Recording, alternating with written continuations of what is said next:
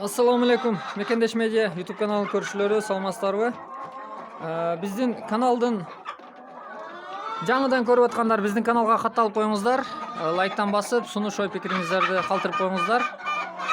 Туугандар, бизге бир комментарийлерге суроолор келген экен, ошолорго бир жооп берип коеюн. Тооктардын үстү түктөрү, парылары түшүп кетип атат, неден түшөт деп суроо салыптыр. WhatsApp'тан да жазгандар болуп атат. Ошого мен кичине айтып коеюн. Булардын бир себеби, негизги себеби бул мына короздордун үстүнө чыгып басуусу да. Ошол себептен булардын түктөрү түшөт. Мына бул эмеде, мисалы үчүн Адлерде, башка породаларда кандай билбейт экенмин, Легорнда да күчтүү болот. Адлердин короздору актив күчтүү болгон үчүн булар тооктарды көп басат. Ошондуктан үстүнө чыкканда мындай баягы эмелерине тырнактары менен үстүн туту берет да. Ошол себептен основной причинасы ошол да. Анан тоок жүдөгөндө, арыктаганда дагы түктөрүн таштап, мындай жүдөп кетет да. Андай нерсе менде дагы болот өз негизи. Мына мисалы үчүн мыналар миңдеп кеткен, онда дагы турат мына үстү. Мына этиги көрүнүп калганда. Ошол себептен негизги эмеси эме короз. Корозду дагы слишком көп койгон дагы болбойт. Стандарт 7/1. Мен 7/1 коем. 7/1 норма бул негизи. 7 тоокка 1 короз. 6/1, 5/1 койсоңуздар, андан дагы бул тооктарды түктөрүнө, парыларын түшүрүп таштайт. Ошондуктан 7/1 койсоңуздар норма болот. Менде дагы кандай эмелер болот. Парыларын түшүрүп берген тооктар бар. Ошондуктан ага эч эме кылбаңыздар. Болгону сезон бүткөндө корозду азайтып койсоңуздар, тооктар акырындык менен өзүгө келип калат. Анан дагы суроолорума дагы кандай суроолор келип атат, тоокторго кандай жемдерди берип туруш керек, кандай дарыларды берип туруш керек деген суроолор келип атат. Мен азыр бул жөнүндө дагы сиздерге айтып кетем. Анан тоокторго кандай дарылар берип туруш керек, эмнелерди берип туруш керек деген эмелерге мен азыр өзүмдүн берген дарыларым боюнча сиздерге кичине көрсөтүп кетейин. Мен негизинен тууп аткан тоокторго негизи эле чөжөлөргө бул эми мына асыды деп коет, ушул иммунитетти көтөрөт. Ушул тоок тууп аткан тооктарга ушунан беремин. 1 айда 3 күн 4 күн подряд беремин.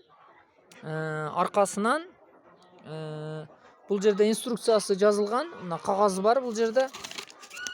Мисалы үчүн сиздер эми казга беришиңиздер мүмкүн, өрдөккө беришиңиздер мүмкүн. Бул жерде мына куром не сушкам деп турат. Мына ушул жерде полный эмелери жазылган. 35 мг 100 литр сууга, течение 5-7 дней дейт. Ушул инструкциясыга жазылган бул жерде. Ошого карап эле бере бересиздер. Мен бирок 10 литр сууга 5-6 грамм эле берем да. 3 күн 4 күн подряд берем. Мына ушул. Бул иммунитетти көтөрөт, тооктарга өтө жакшы. Бул несушкаларга көп берилет, айрыкча фабричный немелерге да ушунан берсе керек менимче. Бул оригинал да, бул жакшы. Анан 3 күн 4 күн муну бергенден кийин, буну 1 айда 3 күн 4 күн сөзсүз бергениңиздер жакшы. Тооктар оорубайт, иммунитет күчтүү болсо оорубайт, жакшы жүрөт. Кийин чөжөлөр дагы жакшы болот. Кыскасы ушул иммунитети күчтүү тоок болсо көп нерсеге таасир берет да. Ошондуктан ушул нерсени берип туруңуздар. Айга 3 күн 4 күн сөзсүз. Аркасынан 3 күн 4 күн бересиздер. Мунун аркасынан кийин мындай литровый чиктоник деп коебуз.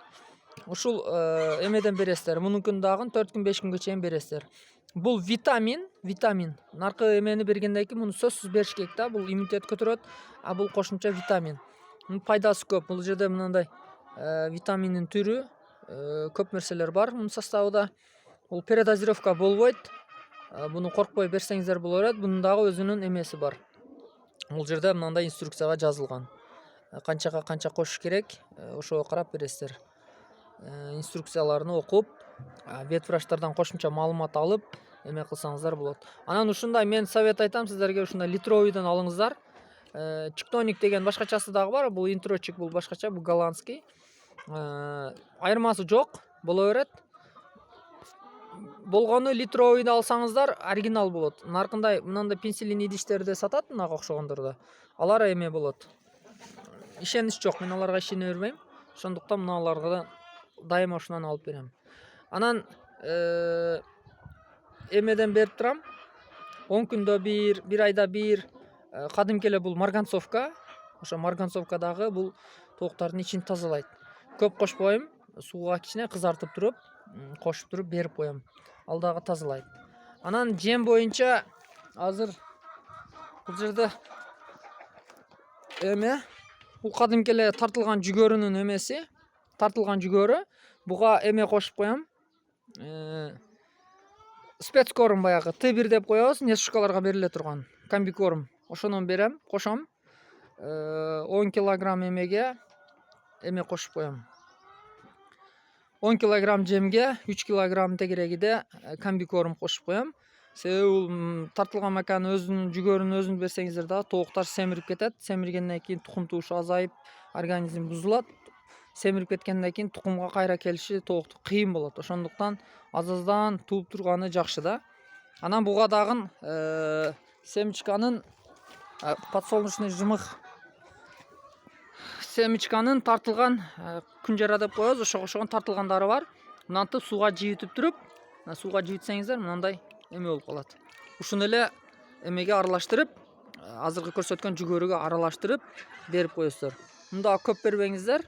10 килограмм жемге где-то 2 килограмм, 3 килограмм тегерегиде жибитип берсеңиздер нормально эле болот. Кыскасы тоок көп семирип кетпеш керек да, аз-маз эме болуп туруш керек. Буудай кошуп койсоңуздар болот, кебек кошуп койсоңуздар болот, рыбный жир кошуп койсоңуздар болот, ракушка, арпа кошуп өзүңүздөр дагы жем даярдап берсеңиздер боло берет. Негизи жей берет болгону комбикормдон айырмасы тукум туу процесси азаят.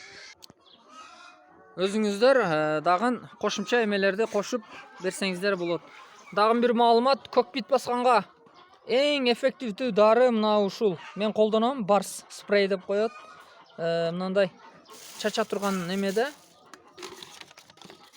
Азыр мен ичин ачып көрсөтөм силерге. Мындай спрей. Буну канатынын астыга 2 жолу мынантип чачып койсоңуздар, басып. Болду. Бул өтө эффекти күчтүү берет. Айрыкча ошол эмеге, тооктарга канаттын астыга көкпит басканда ушуну колдонуңуздар. Мен ушуну сиздерге кеңеш берем. Мен өзүм колдоном, жыйынтыгы жакшы. Өзү негизи эме кылганга чейин эме кылсаңыздар жакшы болот. Күлдөн салып коюңуздар эмеге, тооккананын ичигечи. Ошол эң жакшы. Тооктар өздөрү өзү дезинфекция кылып алат да. Эң жакшы метод ошол. Күлдө фосфор көп болот дагы. Көкпиттер эме болот. Өзү ошонун эмесиге. Анан дусту аралаштырып койсоңуздар дагы болот. Ошол жакшы эффект берет алдын ала. Анан тоок арыктаганда, эме кылганда, анан базардан ал жактан бул жактан дагы тоок алып келгенде этият кылып көкпитини карап эме кылыңыздар. Ошондон дагы жугуп калат. Кээ бирлер айтат, жаңы сарайыбыз бар эле көкпит басып кетти депчи. Ошого алар дагы эме болот. Ал жактан бул жактан келип калат да. Ошондуктан ага этият болуш керек. Ошондой туугандар, менин тарткан видеом сиздерге бир аз да болсо пайдалуу маалымат болду деп ишенемин. Андыктан биздин каналга катталыңыздар, биздин каналдан алыстабаңыздар, лайктан басып, комментарий жазып коюңуздар суранам. Кийинки видеолорду көрүшкөнчө саламатта калыңыздар.